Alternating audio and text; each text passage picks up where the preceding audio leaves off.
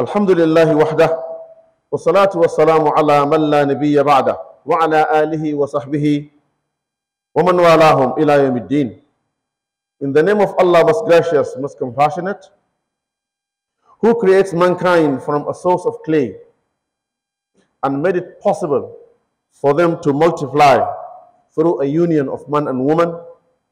May Allah's benedictions and salutations be upon His apostle, His messenger Muhammad, his household, his companions, and unto those who follow their righteous guidance until the day of resurrection.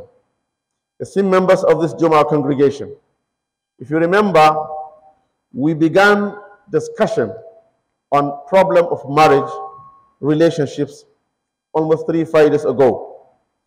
I decided to conclude the talk on the same topic today, inshallah.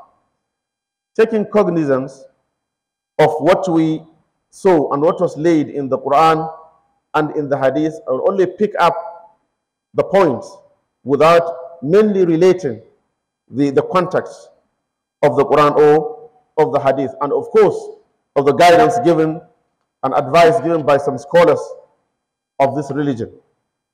You find that marriage has two main blocks: the parental block of marriage and the couple's block.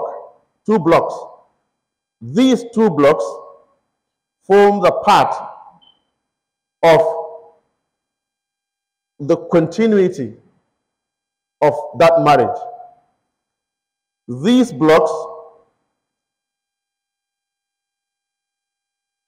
actually, as we have said earlier, the first one is the parental block. That parent must fear Allah subhanahu wa ta'ala in what they do, whatever they do. We've said that in the last Friday. And parents must teach and coach and train their kids, especially their girl child, because she is leaving her parents' home and she's going to a different person's home. So she must know, she must be taught how to live with others. First of what is most important is teaching her religion, giving her the training of how to conduct her religion perfectly and how to obey and be a subject in her house. The husband is the head and she is a wazir. She is actually helping the husband. When the husband is there, she may have portfolio, of course, but the power of giving instructions in the house actually belongs to the husband. She must make to know this.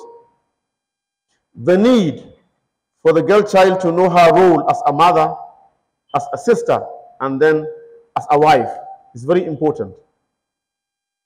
Some of them think that whatever the husband can do, she can also do it at the same time.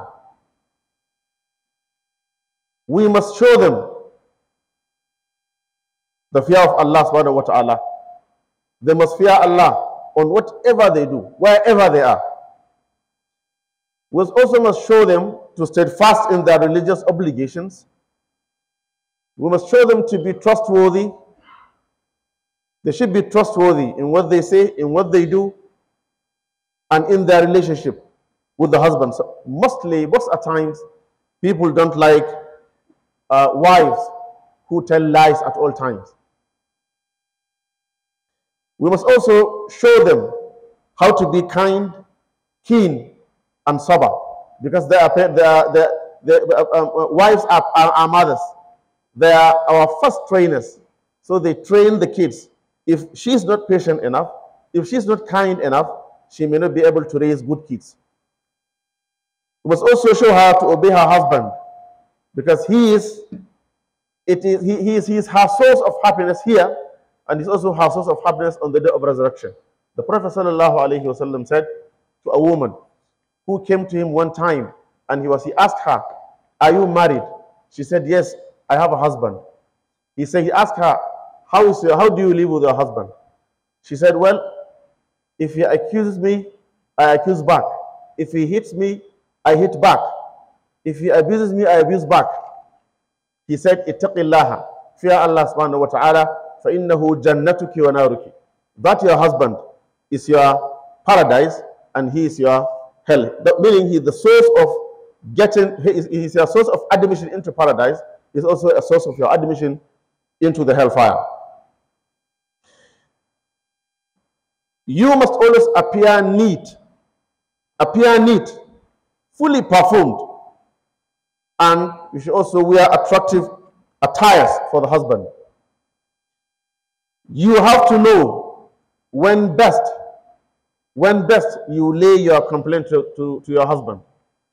You must actually try to predict the best time for you to talk to him. Not at all times. You should not be so naggy. A naggy wife is always avoided. Sometimes they are so irritating, they are so scolding, and they are so persistent. So a naggy wife is always avoided.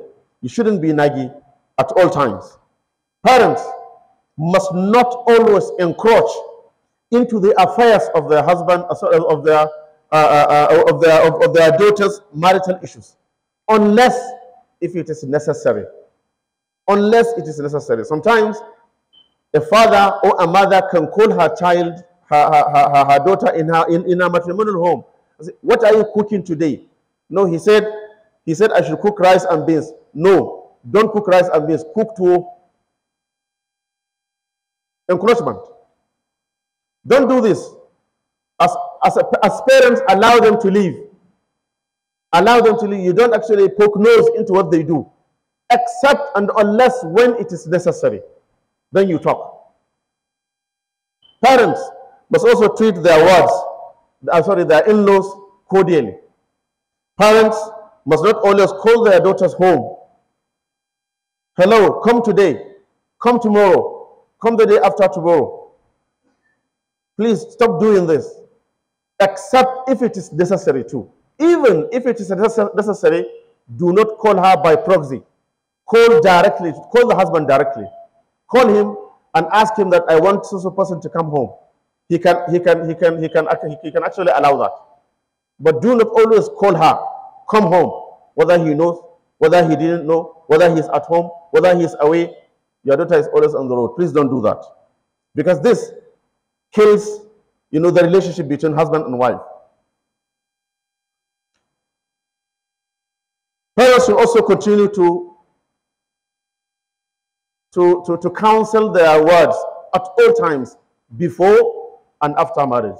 Even if you have actually sent her to her matrimonial home, you still have that power. You still have that right to call her and admonish her, to call her and tell her what is good and what is not good, what she should do and what she should desist from doing. May Allah subhanahu wa ta'ala make it easy for all parents to be able to do the best for their kids, and may Allah accept what they have done, and may Allah also forgive those who misled their children one way or the other.